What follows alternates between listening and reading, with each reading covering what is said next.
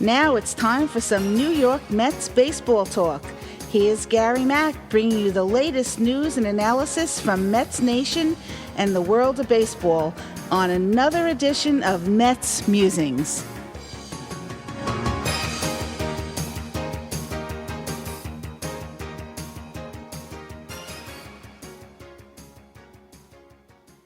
And hello and welcome to another edition of Mets Musings. Hope everyone had a great week out there. I'm glad you can join me this week. And before we get into the Mets and their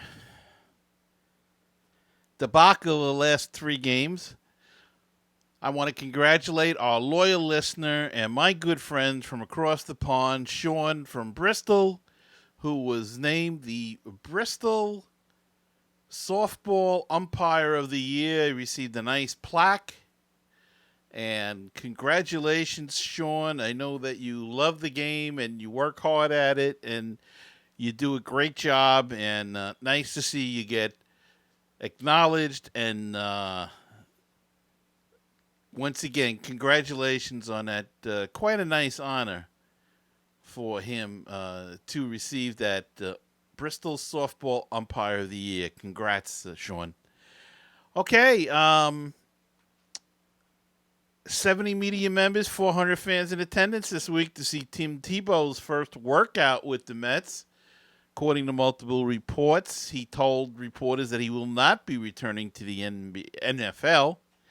The Mets signed Tebow for a $100,000 bonus after watching him during a showcased workout in Los Angeles in August. Mets GM Sandy Alderson said the signing was not a publicity stunt, but one based on Tebow's potential upside as a baseball player. According to ESPN.com's Darren Rovell, Tebow, MLB, and Majestic reached an exclusive bridge deal that will allow the Mets to sell his jersey even though he's not on the 40-man roster. Tebow t-shirts were on sale for $28 at a stand outside of Tradition Field. Also on their website are his jersey with number 15, Mets jersey with a number 15, and it doesn't have Matt Reynolds on it as Tim Tebow. And apparently they're selling like hotcakes, so the Mets are going to make their money back on the jersey sales. And let's be honest, whether this guy makes it or not, there are rumors that his agent is the same agent as Yoenis Cespedes. So maybe they're doing it as a favor and making nicey and have that connection going there. So that's the Tim Tebow story, and we'll see what happens. He's going to play in the Arizona Fall League or the Instructional League with them, and they'll take it from there. It'll probably come to spring training. There are rumors he could end up in Brooklyn next year. That would be crazy. Probably a good place for him to start, though, to see what he can do, what he can handle in professional baseball. And so we'll just see what happens. As far as the MASH report for this week, another pitcher going down, Steven Matz, was scheduled to pitch a game on Friday. They thought he was going to pitch. He said he was going to pitch. He felt great. They want him to throw a bullpen session. He threw something today. He has a sore shoulder. And you know what? Let's just shut him down for the rest of the season. Why even bother bringing his kid back? She's had all kinds of problems. Shut him down. Fix whatever you got to fix. And start the new year off right with him, hopefully 100% healthy. The Jacob deGrom had surgery, went successful, went very well, and he should be ready by spring training. Harvey should be ready. So next year, just load it up, and we may want to go to a 7-man rotation so these guys get plenty of rest. And who knows? Seth Lugo's going to make he's made quite a name for himself this year, and he could be pushing his way into that rotation. So does that open it up for a trade? We'll see. Will Zach Wheeler come back next year? We'll see. Will deGrom be as good as he was in the past? We'll see. Lots of questions with this team, and yet they're still tied for the wild card. All three teams are tied. The Giants, the Mets, and the Cardinals. It's like nobody wants it. The Mets just got swept by the, wait for it, Atlanta Braves. And yet the Giants had a golden opportunity. They couldn't beat the Dodgers. Cardinals had an opportunity. They lost to the Rockies. So we were all jammed up at 3, and I don't even want to get into it, what the tiebreakers are, and if there has to be extra playoff games if there's a 3-way tie. It's just lunacy. So I'm not even going to mention it. Well, I mentioned it, but I'm not even going to go into the configurations because it'll make your head hurt. So we're not even going to consider that right now. Let's hope somebody goes out and takes it, and 2 teams go out and take it, and hope the Cardinals lose and get knocked out. Did I say that? Oh, yeah. Not a big Cardinals fan. Okay, the Mets have fired their minor league strength and conditioning coordinator, Mike Herbst. Multiple team personnel told ESPN's Adam Rubin Herbst had been Ramirez's assistant athletic trainer before returning to his previously held coordinator position in 2011. He temporarily served as the athletic trainer for the Brooklyn Cyclones in 2001. And congratulations go out to Curtis Granderson. He was awarded this year's Lou Gehrig Memorial Award, sponsored by the Phi Delta Theta International Fraternity. The award is given annually to a major leaguer who best exemplifies the living character of Hall of Famer Lou Gehrig. The award was first presented in 1955, is permanently maintained at the National Baseball Hall of Fame and Museum. So congratulations to Curtis Granderson on that.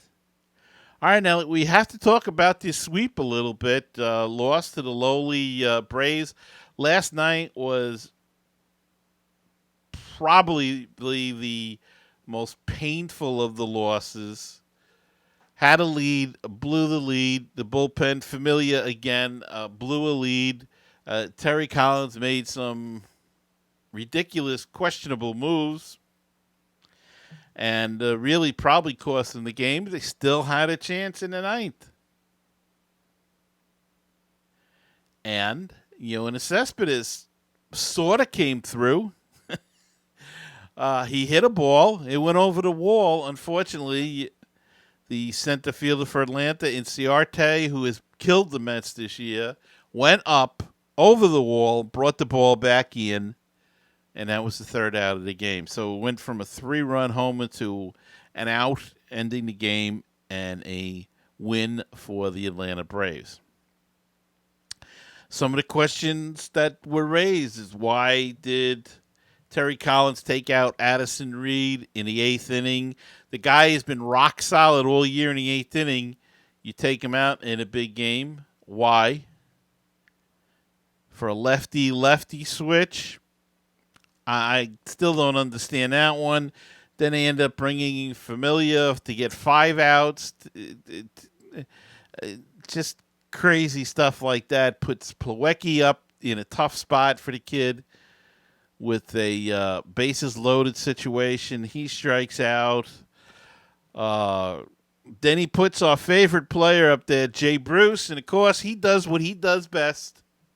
He struck out once again, and the saga of Jay Bruce continues as he digs deeper and deeper and deeper into the fans' hole of no return, and they have to cut this guy loose at the end of the season. They cannot keep him next season. They can't. They cannot waste $13 million on this guy. Let him go to some small market team and be a star. He's never going to cut it here. We know that. We see it. He can't cut the mustard here. He's not happy being here. He doesn't want to be here in the first place. So why drag it on? He hasn't played they gave him 2 games off. He came back, did nothing, and he's back on the bench again last night and tonight again with Granderson in playing right field and Diaza in center. And that's the way it's got to be. You have to win games. You have to put the best 9 out there that can win you the games. And folks, he is not one of the best 9 right now to help this team win a game. I wouldn't even pinch hit him in a tough situation. You want to play, get a big lead, get a 10-12 nothing lead, then you can play him with the rest of the scrubs. But you cannot play him anymore on a daily basis. He's just killing this team. And that's my Jay Bruce crazy rant for this week. Get him out of here. Let him go. Don't let him be a free agent. Let him go somewhere else. But he's not going to make it here, folks. He's just not cut out, whether it's the temperament. He says all the right things, but let's be honest. You can tell he's just not happy here and doesn't want to be here. All right, we'll take a break and be back with my guest right after this. This is Frank Nappi, author of the Legend of Mickey Tussler series, inviting all of you to learn more about my protagonist, Mickey Tussler, an incredible pitching prodigy who has autism. Follow Mickey's journey as he captures the hearts of fans everywhere with his blazing fastball and indomitable spirit. Please visit Amazon or www.franknappy.com for more information. Hi, this is the world-famous Mr. Brewtown of BrewtownSports.podomatic.com. You know, you can find us on Facebook, Twitter, and Google+, Brewtown Sports. You can also listen to the show at Stitcher.com, TuneIn.com, and iTunes.com. And we've got the new one. It's called BrewtownRadio.weebly.com, but the one that I'm most proud of being on is BaseballPodcast.net. It is the home of great baseball talk shows. Check it out, my show and all kinds of other programs all about Major League Baseball. So check it out. That's baseballpodcast.net, the home for great baseball talk shows. The Phillies and Mets rivalry has never been better. Hi, my name is Rich Baxter, and I host Phillies Talk Podcast. I hope you'll join me as we talk all about the Phillies all season long. That's Phillies Talk Podcast at fightinphillies.com. And now back to Gary Mack and this great edition of Mets Musings.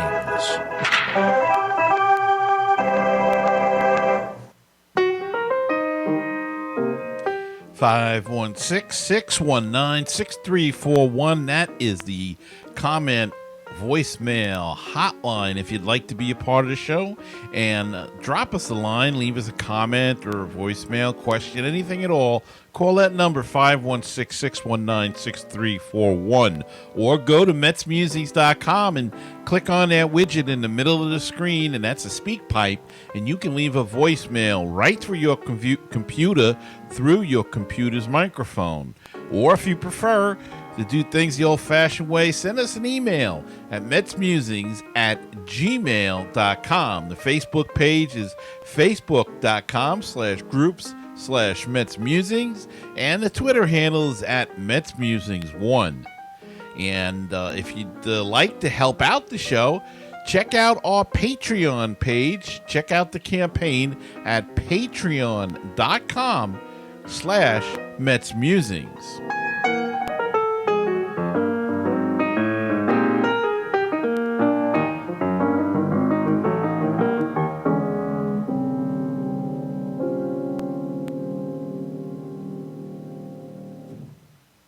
Doing well. Thank you for inviting me onto the show, Gary. Long time no see, Rich. A couple of days. All right, Rich. We're down to 10 games. Do you believe it, my friend? 10 games left in the season. 7 of those are going to be between the Mets and the Phillies. Mets are still fighting for this wild card that nobody seems to want to win. Mets get swept by the Braves, and then they look up, and they're still in a tie for the wild card. Tell us about the Phillies. Is this will they fold up the tents, or is this their chance to play the spoiler role? Well, I think they're going to try to play the spoiler role and not necessarily to spoil the Mets' chances, but they're wanting to end this season in a positive note. And if that means beating the Mets or whoever they're playing, then I think that's what they're going for. They had a great victory last night against the Chicago White Sox. They beat up on AL possible Cy Young candidate Chris Sale. You know, the guy that chopped up all the collars off of his own jerseys a few months ago. One of the weirdest stories I've ever heard from a baseball player, especially a professional baseball player. He didn't like those jerseys, Rich. Took a scissors or a knife to everybody's jerseys so they couldn't wear them a couple months ago. But, yeah, the Phillies ended up beating him 8-3 last night. 2 decisive victories over the White Sox. You know, they're trying to end the season on a positive note. Not saying they're going to run the table on the Mets. I'd be happy if they won 3 out of the 7 games, to be honest with you. But, you know, like the Braves try to do with the Mets, they tried to win. They played the game the way they're supposed to play the game to win, even though they're in last place, and just happen to win a ball game. So that's the way baseball is. It's a funny game. It certainly is, and we were talking at lunch today, and we decided that if the Mets can go 7-3, they should be in the wild card in some position. So, but that would mean at least, you know, you break it down. They got 3 against the Marlins, so they'd have to at least win 2 out of the 3 there. But that means they'd have to take 5 out of the 7 with the Phillies, and that could be a tall order because the Phillies have been playing better the second half. They had a very better first half, I should say. Second half they kind of struggled, but now they came back again, playing a little bit better. Got some good young players on that team, and like you say, they want to build towards next year as well, I would imagine. Yeah, they had a few September call-ups that you'll probably be seeing tonight, actually, on the field for the Phils. A few names that maybe you're not familiar with. Roman Quinn being one of them. Equal duty out there in left and right field. He could switch fields. He can play center. So the Phillies are high on him. He's one of the top minor league players for the Phillies. He's got a lot of speed. He's brought some spunk to this offense in September. The Phillies sorely needed that. They have probably, arguably, the worst offense in baseball, near the bottom of every category from runs to batting average, on-base percentage. You name it, the Phillies are near the bottom. It's amazing that they have 69 wins, really, with that sort of an offense. It's just, it's mind-bending to think if they could just improve that offense, how much better they could be. And, Rich, how many games did they win last year? I believe they just eclipsed not losing 100 games. So I believe they had 99 losses on the year last year. So they've already improved over last year's record. Yes, they've improved 6 or 7 games so far over last year's record. And you had to expect that from this team. It's just not going to be a team that's going to end up in that sort of a position every year. But, you know, they didn't really go out and get any big names this year either. So they were 62 and 100 the Pythagorean theory. They had it down for losing 100 games, but they just escaped out of that. Luckily, winning only 63 games last year. So, yeah, I guess if you can look at it like that, it's a success for this year. But that offense didn't get improved. Well, but it is a young team, and, I mean, let's face it, they needed to really clean house and let these young guys play. And I personally, I don't think the results were as disastrous as everybody thought they were going to be. They were picked to lose 100-plus games or so again this year, last place, and they've actually played, some decent ball during the season. They've actually come up with some decent pitchers. There's a couple of them that you've seen. And again, as you say, the offense is a problem. But boy, everybody I talk to, it seems everybody's team, the offense is a big problem. Yeah, and that's what wins you ball games a lot of times. Late in the game or in the middle of the game, you have bases loaded. I can't tell you how many times the Phillies have had the bases loaded this year, went away empty-handed. You just can't keep doing that game after game. Have your opportunities, but you're not seeing them through. Some of the players on the Phillies, Tyler Goodell, for instance, he's been in the outfield for the Phillies a lot this year. He was a Rule 5 pickup. The Phillies are high on him, similar to Obadel Herrera, who also was a Rule 5 pickup. But he just has not carried the weight out there in the outfield. He's batting 192 on the season. He just suffered a concussion in the last game, so we may not see too much more of him for the rest of the season, but que sera, sera, he hasn't really carried his weight out there in the outfield. So the Phillies, if they're looking anywhere, I think they're going to be looking for a good outfielder, possibly a left fielder in the offseason that can hit.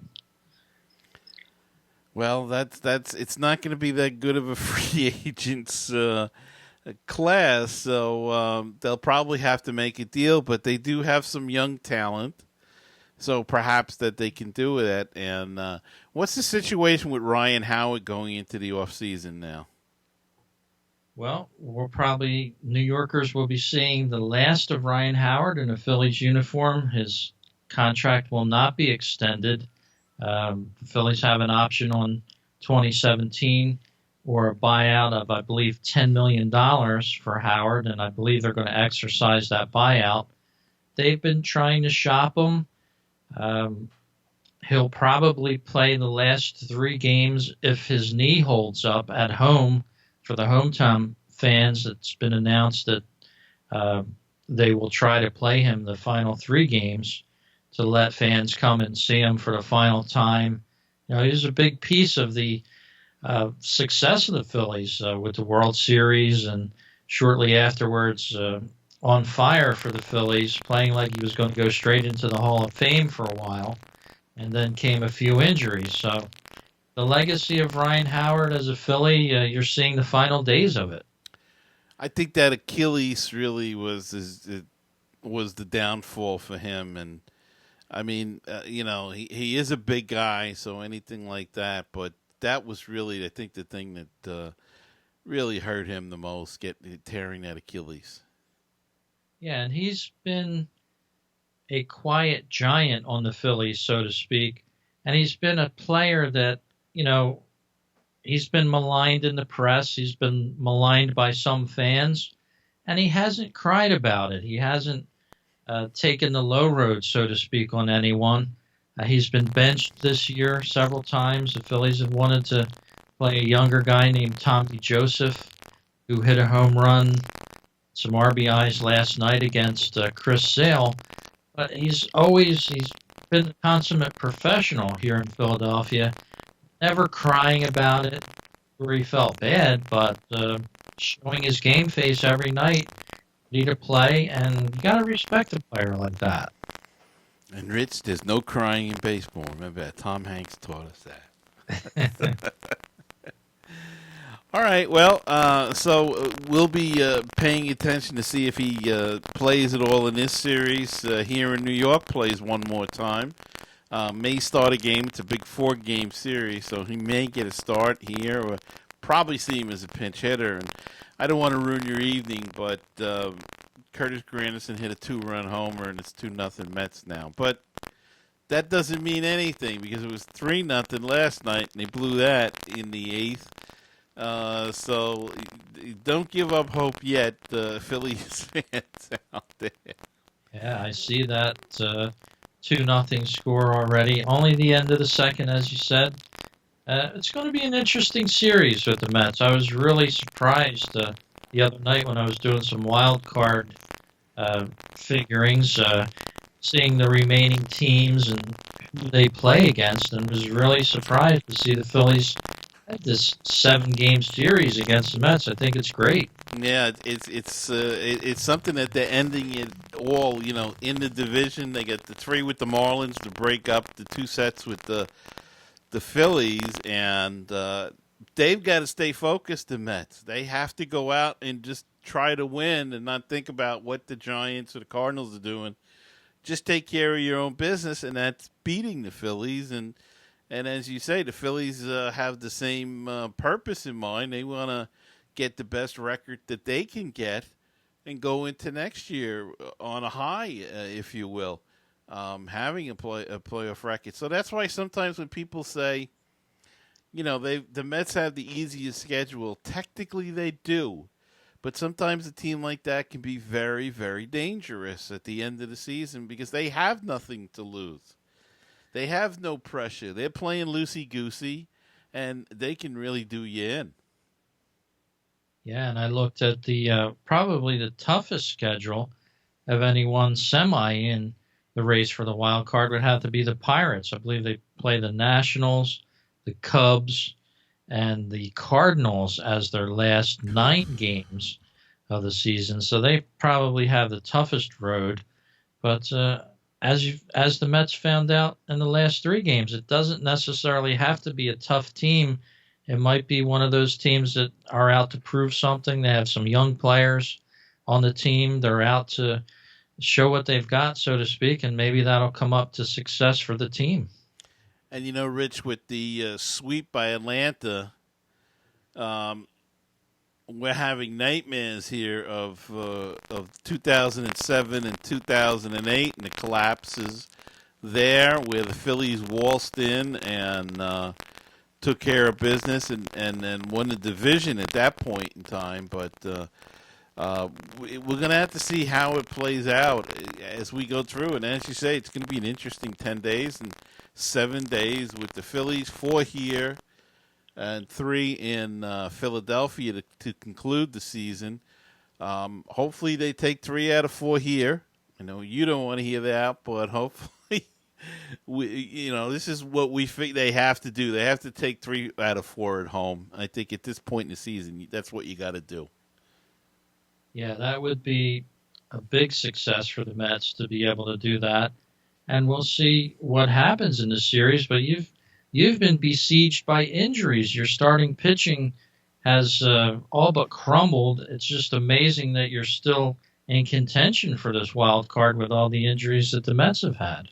Well, it certainly is, Rich, and we got another one today with Steven Matz. We're talking about him starting tomorrow, and now he's got shoulder soreness. So I'm of the school, just shut him down. Why, you are where you are, and you've gotten there now with some of these young guys, 3 of the young guys, Gesellman and Lugo, and Yanoa pitched a pretty good game the other day. He'll probably pitch tomorrow night, Gabriel Yanoa. So why risk this kid? Just shut him down. Lugo's going tonight. He's pitching another decent game. He's been very good, Seth Lugo. Came out of nowhere.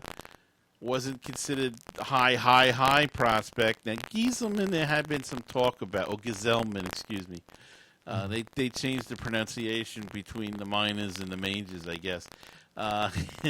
He's been pitching pretty well, too. He's run into some trouble in the 6th inning lately, so maybe they've got to figure that out and get him out of there a little earlier right now. But, yeah, it's going to be interesting down the stretch. At least they've come through and kept this team in the pennant race or in the wild card chase, as you said. Yeah, it's going to be interesting getting back to Ryan Howard to see which team will take a chance with him. Of course, he probably won't be commanding the megabuck salary that he's already earning with the Phillies, the $25 million a year deal. But I think he's going to land somewhere. It'll be interesting to see where he hangs his hat and plays for next season as well. I think if it's anywhere, Rich, I think it's going to be in the American League. As a designated hitter, something that he can really handle better. He won't have to play the field as much, and it'll probably what has he got, like 18 homers this year? I think he's got a little bit more than that. And he hasn't played all that many games. That's the interesting part about that. He's got, let me check here real quick here. I believe he's got at least 20 home runs on the season. Of course, Michael Franco is leading the team with 22 home runs already this year. But he's sort of picked up the mantle where Ryan Howard left off. But, of course, like I was saying, Ryan Howard hasn't played a full season, and yet he's still doing quite well for the team. So not a total loss there has been Ryan Howard so far this year for the Phils. Has he been worth $25 million? I guess a lot of people would say no. But I think he's been fairly decent for the team in the time that he's played. Let's see. Of course, Howard is 36 years of age. So, yeah, I think the front-running team, to get back to your statement of where he'll end up, I think you have to consider the Boston Red Sox as a dark horse to pick him up. Ruben Amaro, of course, used to be the GM of the Phillies. He took a first base coaching job, Boston Red Sox. I'm sure a lot of Mets fans already know that. Mm-hmm. So he's got a friend up in Boston. So wouldn't be surprised to see him end up there. Interesting. And with the retirement of Big Papi, he could fit right in. Yeah, I'm checking his stats now. He's got 22 home runs and 51 RBIs in 104 games. So it sounds like he's been in a lot of games, but some of those games have not been starters. Yeah, a lot of it was probably pinch hitting and whatnot. Yeah, so seen a very much reduced Ryan Howard get some respectable numbers this year. Now, Velasquez, the pitcher that was so good in the first half, is he on? We're not seeing him in this series. I don't see him on the probable list. Is he still pitching, and did they shut him down, or he did have a little problem with his forearm? I think it was earlier in the year. What's the deal with him? Or are we just missing him? Yeah, I believe he is shut down for the year. A lot of the Phillies pitching has been shut down for the year. Mola has been shut down for the year. He one of those guys that the Phillies relied on very heavily. Of course, Vincent Velasquez as well. He's been one of the better pitchers for the Phils this year. Maybe even the best pitcher, if you want to look at it that way. He's got a lot of wins for the team. But, the Phillies are making do with what they have. You see Adam Morgan leading off the series tonight for the Phillies, and he has had a very rough year for the Phils. And it'll be interesting to see if they keep him next year. Tomorrow night, as you said, you have Gabriel Yanoa going up. He'll be going up against Jeremy Hellickson, who has been a very bright spot for the Phillies. Hellickson, they put him out on waivers. Somebody had claimed him. The Phillies brought him back. So I think the Phillies are going to sign him in the offseason for probably 2 seasons. He's still fairly young. I think he's like 29 years of age. And then Saturday night, Syndergaard will be facing Alec Asher. And he's a pitcher for the Phillies that had some good starts, and then he's had some terrible starts. So it'll be interesting to see which Alec Asher we see on Saturday night there at Citi Field. And let's round out the starters here for this Citibank appearance for the Phils. As you said, Gazelman's been good for the Mets, really good. He'll be going up against a young pitcher for the Phils who have been very surprising, Jake Thompson. So some of the big names you've heard about on the Phillies staff are already done for the season. But these guys, Asher, Thompson, and of course Hellickson, have been carrying the load for the past few weeks for the Phils, and maybe they still will against New York. And, as all Mets fans know, that if we haven't seen these guys before, and I don't know if we have or not, but those new guys always seem to give the Mets a problem. So this could end up being a disaster or could go very well. We'll have to see. Still 2-0 Mets in the third inning, bottom of the third, 1 out. So it's going to be a crazy 10 days, I think. And Rich, we've got the Baseball Talk Radio show, and we'll have stuff to talk about because it's going to be a crazy race and could have one of those final weekends again where, who knows who's going to be in top or who's going to be in the wild card. And that's the way it looks like it's heading. Yeah, maybe one of those one-game playoffs for either a National League team or an American League team. I think there's more teams in the running for the American League wild cards than the National League. So, it's, as you said, it's going to be a very interesting final 10 days of the season here. It's going to keep a lot of baseball fans glued to the televisions and watching the scoreboards. And I don't know if you checked the scenario. Again, I checked it because of the National League, let's just say I looked at it. I haven't figured it out. If the three teams end up tied, it is something that makes absolutely no sense to me. Why they would almost have like a round-robin tournament between the three. They have tiebreakers in place. Use the tiebreakers. They're going to seed three teams, and then one plays two, and three gets a bye. I know it just made no sense to me at all. So let's just hope the Mets can go out and win it. Sorry, at the expense of the Phillies, but just to avoid the need for a large computer just to figure out who plays who and where they play could be even crazier. So, and as long as the Cardinals lose, I'm happy. So, hopefully the Cubs will beat them up when they play each other. Maybe the Pirates will help out, and then we can move on to sanity with the Giants and the Mets playing in the wild card.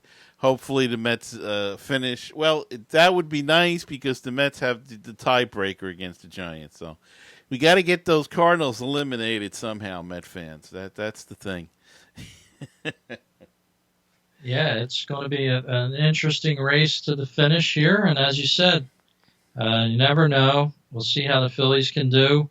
I hate to see them stand in the way of the Mets, but that might be just what happens. It could be. And Rich, go ahead, plug whatever you want to plug.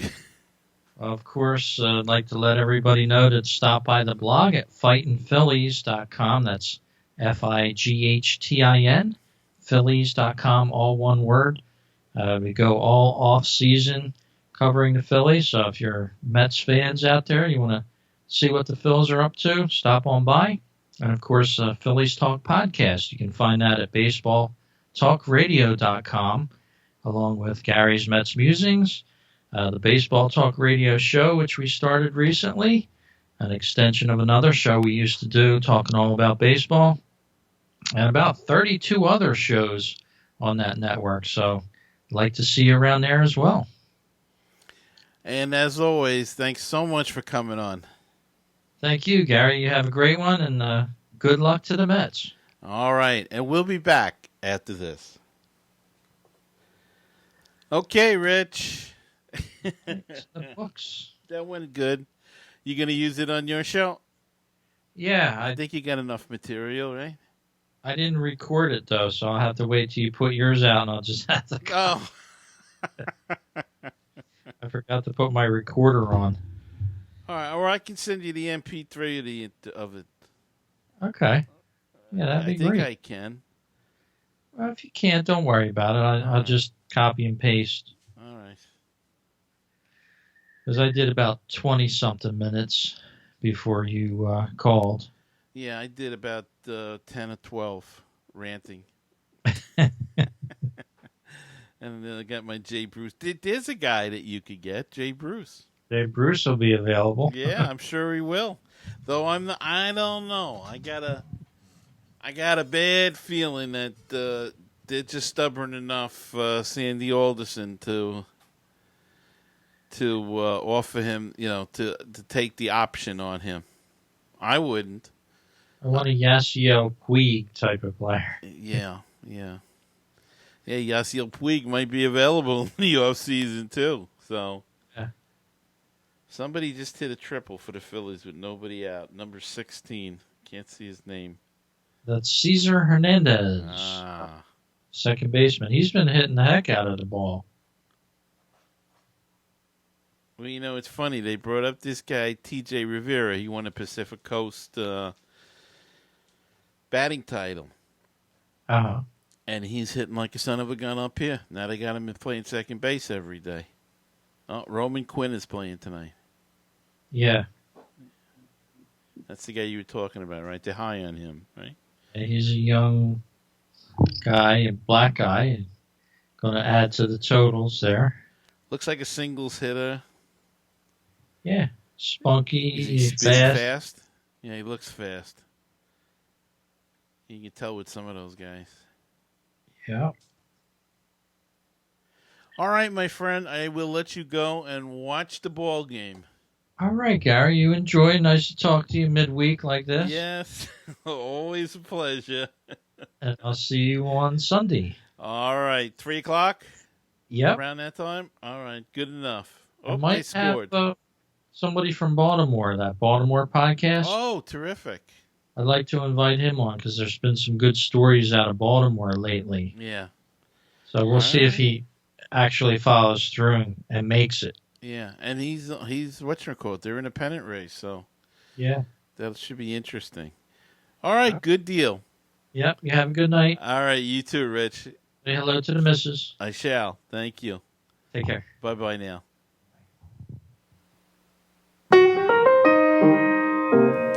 516-619-6341. That is the comment voicemail hotline if you'd like to be a part of the show, and drop us a line, leave us a comment or a voicemail, question, anything at all. Call that number, 516-619-6341, or go to MetsMusings.com and click on that widget in the middle of the screen, and that's a speak pipe, and you can leave a voicemail right through your computer through your computer's microphone. Or if you prefer to do things the old-fashioned way, send us an email at metsmusings@gmail.com. The Facebook page is facebook.com/groups/MetsMusings, and the Twitter handle is at MetsMusings1. And if you'd like to help out the show, check out our Patreon page. Check out the campaign at patreon.com/MetsMusings.